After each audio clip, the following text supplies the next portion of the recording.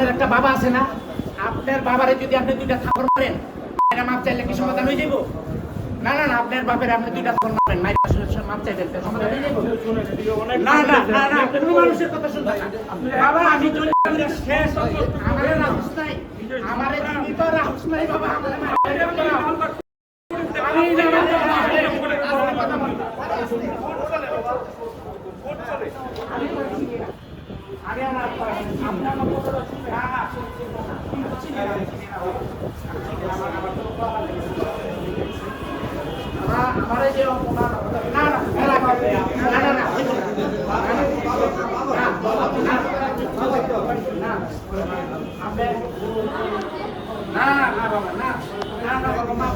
আমি মাপ চাই তোর কাছে 5 জন মাপ চাইতে বসে